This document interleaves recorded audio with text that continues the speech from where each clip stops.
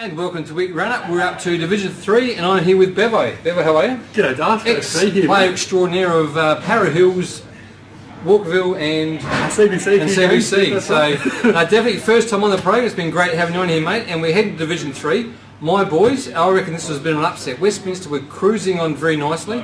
Flinders Park struggled the first half. They are coming back with a might the last half. They've won the last 3 games. So it was Flinders Park 12 goals 17-89 to 11-8-74. So a good win there to Flinders Park. Very important win as well. They are equal. No, they're sitting 5th. They are 1 game in front now of Plympton, which is good. So it gives them that 1 game breathing space. And 1 game behind 4th as well. Yeah, but who are Westminster, so it's a good game. So and also SCOTCH COLLEGE as well.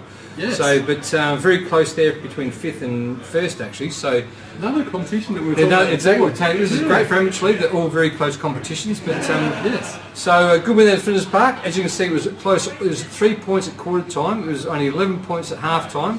4 points at 3/4 time, and then obviously you end up winning by about 15 points. So close game all day, and at Flinders Park. Yes. We'll just go. So the goal kickers? The goal kickers, yeah. Collins with 3, Jordan West with 2, Mickey Demont, he would be 35. We're talking about the players today. It doesn't matter, he's still kicking a bag of goals. Mickey Demont, he's been out there since about under the grasshoppers, I reckon. I'm getting inspired here hearing all these stories. I'm 38, I can still play. Absolutely you can. Not when you get to 52, I tell you. Blythe, Comigiani, Benny George, he'll be 35, 36 as well. Wow. Smith and Greeky. And the best players was, now, I should know this being my club. Yanako, I reckon. Yanako, yep. Now, Brett O'Hara, now looks like he's made a comeback. He, obviously the North Adelaide player, came to Flinders Park to help the coach. I look like he hasn't played for probably 2 years, and looks like he's made a comeback. So welcome, got second best in Grilling too. So pretty handy. Yeah. Collins, Johansson and Rogers were the best players. That's impressive, some of these guys as well, Darcy, because Div 3 is a very good league. Absolutely. And so guys running around their late 30s, that is really good. They're still kicking goals and still get the best players. So really good on them too. So yeah. And being part of the club, as I said, like Benny George he's a junior player out there. Mickey Demont's a junior player, and O'Hara wasn't a junior player, but he's been out there for probably a good 10 years, I think, after he played for North Adelaide. Giving back to the club, as you mentioned. Absolutely. Before. So in terms of the goals and the best players for Westminster, we had Leck with 2, Peter Senti with 2, Goods, Rusby, Fisher, Easton, Reid, Hode and McFarlane with a goal each. And the best players, Fisher was first best for Westminster, Rusby, Goods, Hode and Marshall also on the best players, so well done to those boys. It was a good win there at Flinders Park, and Westminster is certainly not out of it, but certainly they've got to keep their foot on the pedal to stay in that 5, I think. So I'm not saying it's Flinders Park at 5th as well. So. Then we went out to Walkerville, at Pembroke. So we took Pembroke took on Walkerville. It was 9th versus 10th. So obviously both are really struggling to avoid that relegation spot. It was, but Walkerville took out the biscuit 4 points. So it was a very, very close game. As you're probably expecting to see. So Walkerville are now only 2 games behind Portland. So look, anything could still happen, but Walkerville still got to put that foot in the pedal to try and get those other 2 games up. Pembroke, I think that was their last chance to win a game, I think, for the rest of the year. But nonetheless, a win's a win, I think, especially at out of Pembroke Oval. Yeah, definitely. So it was Walkerville 11 goals 7-73 to Pembroke 9 goals 15-69, and once again bad kicking sort of cost Pembroke in the end. So Walkerville actually won a C-grade premiership at Walkerville, so I've always got good memories there. So in terms of the Walkerville boys, it was Slorick with 3 goals, Neil 2, Henschke and 2 goals there, Nicky Callery and Hutchings. And also Dan Callery, his brother there, and Puckridge, good lads of Callery boys, they kicked a goal each. And McLean was first best. Ryan Madden, a great man, he's been a great club man for a long time at Walkerville. He was in the best, as well as Slorick, Callery and Hutchings, so well done to those boys. Yep, and for Pembroke we had Breda with 3, Webster with 2, Evans 2. Obviously he's maybe not struggling at full forward, the ball's not coming down to him as much, so next was the SANFL player. Denya and Nicholson, individual goal scorers there, with best players Kenny, Cunro, Pengelly, Webster and Breda. I wonder if Denya gets called Grant. Oh, he'd have to, wouldn't he? Surely. Now especially the Gold Logie. Gold Logie, Mr. Gold Logie or something like that, I don't know, or something. Got to pick some sort of nickname. Exactly. From nowhere, so that was plucked from nowhere, by the way, too. Now, North Haven, mate, they took on Morphettville Park. It was a massive win, and they are cruising on very nicely. Yeah, certainly are. So North Haven won 26 goals scored, 168 to Morphy, 10 goals 5, 65. And for North Haven, the honours were shared in terms of the goals there. McCafferty kicked 4, Dixon 4, Rowe 4, and Colchiaro also 4. Mantner with 2, Reid 2, Shaw, Merritt, Tyler, Dickinson, Larinchik and Lipson with a goal each for North Haven. In terms of the best players, Merritt was first best, Tyler second, Rowe in third, Shaw fourth, Davern Searcy in fifth, and Dixon in sixth position there in terms of the best players for North Haven. 12 goal scorers actually. I think they did share it around very nicely. So for Morphettville Park, so we've got Thompson with 4, Jenkins, Trezizi. Yeah, I reckon that's right. Yeah, McDermott, Murphy, Lockwood and Kirsch. Yep. Amongst the goal scorers individuals there, with best players, they've only named 3, obviously disappointed in that loss, Treasy, Thompson and Rainey.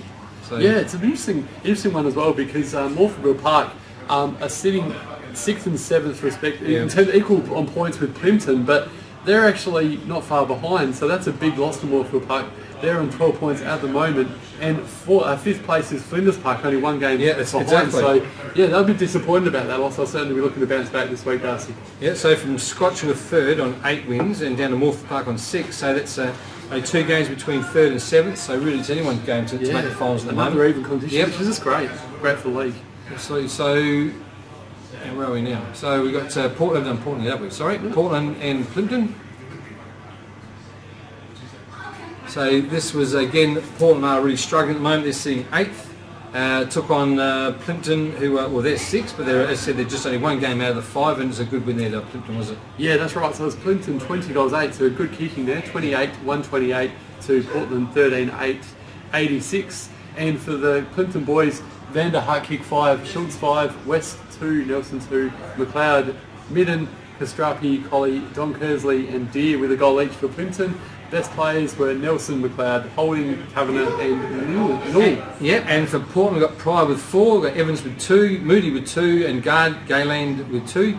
With individuals to Chrisman, Moody and Cranwell, with best players Moody, Pearce, Wilkie, Friend and Rose. So a big win there at Plympton, probably no surprise, but it does keep their finals hope alive with only 1 game out of the 5. So good win there. And to the last game of the round, we've got Scotch. Now, our producer just said they're just sliding under the radar, didn't he? Just said he did. What did I say about Scotch? They're just nicely chipping away. They're only 2 wins off top. Correct. So they start off very slow, but they come out with a good win against, beating top spot Seaton Ramblers. So out there at Scotch, and so upset. I think it was an upset. That was only their 2nd loss of the year, and Scotch they've only lost 4 games, so a bit of an upset there. So quite right there, Mr. Producer, just sliding under the radar and just doing very well at the moment.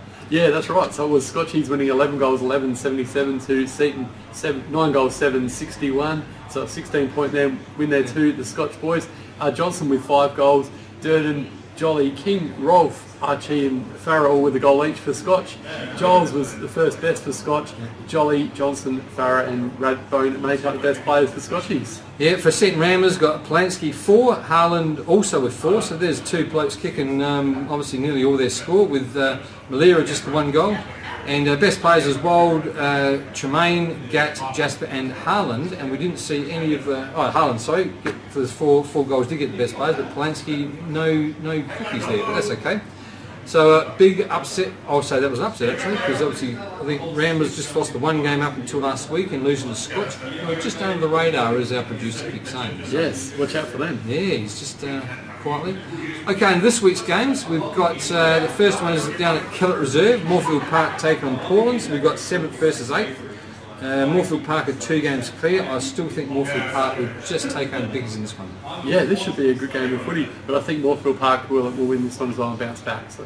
Now, we will talk, usually we take the game of the round last, but I think this will be the game of the round, where top versus 2nd. Yeah. Seaton Ramblers come off a loss, so they'll be more determined than anything. North Haven with a huge win as well, absolutely. So they'll be pumped. So I reckon, because it's at Seaton Ramblers, I reckon they're going to win by 2 points. Yeah, I think Seaton they'll be looking to bounce back up that loss. Yeah, of course, the Scotch last week. So Plympton versus Flinders Park is the next game. Plympton's sitting at the moment 1 win behind 5th position, so Plympton are in 6th, and they're up against Flinders Park, who's sitting in 5th, so another cracking game of footy, very even competition, very even teams. This one's at Plympton Oval, so Plympton for me, I think. What about yourself? Obviously Flinders Park. That's a gimme, but I think because the good win against Westminster, they are coming good at this end of the season. They start off slow, but they've won, I think, 4 out of the last 6 games. They're coming good at the right time of the year. Okay, next game, my old mob, Walkerville up against Scotch, the team that the producers saying are flying at the moment. So I think Scotch will win this one as well. I think there'll be a big win here as well. So especially after the might of take on Seaton Ramblers last week. Yeah, definitely. And Westminster are taking on Foscam. So Westminster come off that loss last week, taking on Pembroke, who haven't won a game yet. So you think Westminster should do this pretty comfortably? Yeah, I think so. Westminster as well for me, pretty easily, and big win for them. Yeah. That's all for Division 3, and we'll see you next week.